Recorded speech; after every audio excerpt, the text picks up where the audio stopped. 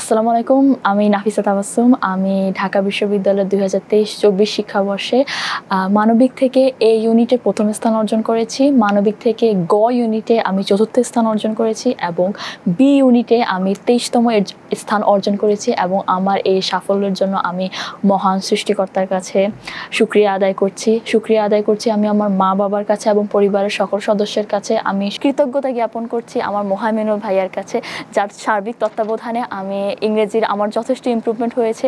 তিনি আমার ইংরেজি সহ তিনি আমার পুরো অ্যাডমিশন জার্নির সার্বিক তত্ত্বাবধানে ছিলেন। আর আমার এই পুরো অ্যাডমিশন জার্নিতে যার কথা না বললেই নয় সেটা হলো জয়কুলি সিরিজের বই যে কোনো শিক্ষাগত জার্নিতে সবচেয়ে বড় ভূমিকা পালন করে নিঃসন্দেহে। কিন্তু এই বইগুলোর ক্ষেত্রে আমি যা বলবো তা হলো যে আমার শুরু থেকে ইচ্ছা ছিল ঢাকা বিশ্ববিদ্যালয়ে ভর্তি হওয়া, ঢাকা বিশ্ববিদ্যালয়ের ছাত্রী হওয়ার একটা গর্বিত একটা বিষয়। কিন্তু আমি ইন্টারমিডিয়েট থেকে আমি প্রশ্ন সম্পর্কে আমার কোনো ধারণা ছিল না। এই প্রশ্ন প্যাটার্ন সম্পর্কে ধারণা নিতে গিয়ে আমি সর্বপ্রথম যে বইটি কিনেছিলাম তা হলো জয়কুলি সিরিজের প্রশ্ন ব্যাংক। এই প্রশ্ন ব্যাংকটা আমি ক্লাস 11-এ থাকতে অর্থাৎ ইন্টারমিডিয়েটে থাকতে আমি প্রশ্ন ব্যাংকটা খুলে সর্বপ্রথম আমি আমার ঢাকা বিশ্ববিদ্যালয়ের প্রশ্ন প্যাটার্ন সম্পর্কে একটা ক্লিয়ার কার্ড ধারণা পেয়ে যায়। তখন আমি বুঝতে পারি যে আমার অ্যাডমিশনটা কোথায় যাবে, আমার কি কি পড়া লাগবে, কি কি পড়া লাগবে না।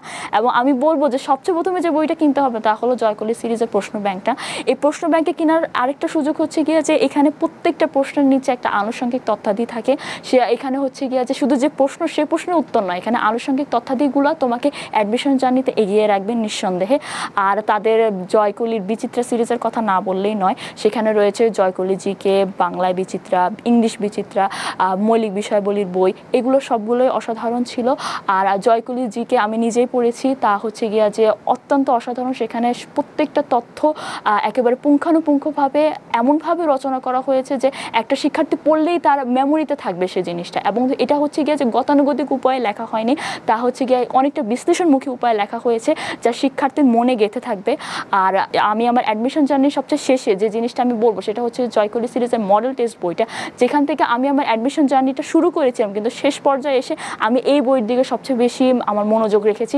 এখানে আমি রেগুলারলি এক্সাম দিতাম মডেল টেস্ট থেকে এক্সাম দেওয়ার কারণে ওখানে আমি আমার প্রাপ্ত নাম্বারগুলো টুকে রাখতাম এবং ওখানে আমি দেখতাম যে ওখানে যেরকম নাম্বারটা পাচ্ছে আমার ঢাকা বিশ্ববিদ্যালয় ভর্তি পরীক্ষাও কিন্তু সেই নাম্বারটাই এসেছে।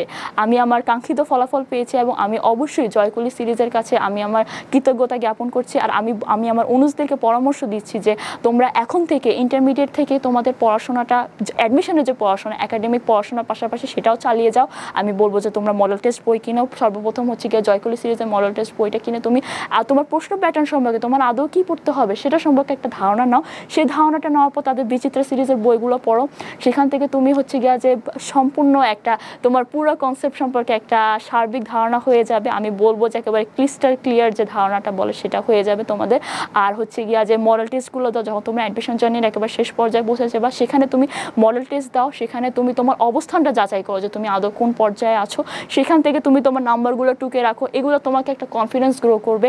এখানে তুমি নিজেকে যাচাই করতে পারবা। এবং আমি সর্বোপরি আমি যা বলবো যে আমি আমার সাফল্যের জন্য জয়কুলির পুরো পরিবারের কাছে আমি কৃতজ্ঞ থাকবো এবং হচ্ছে গিয়া যে আমি আমার অনুজদের কাছ থেকে আমি এমন সাফল্যই কামনা করছি। আর তোমরাও জয়কুলির সাথে থাকবা, আশা করি এরকম সাফল্যই অর্জন করবা।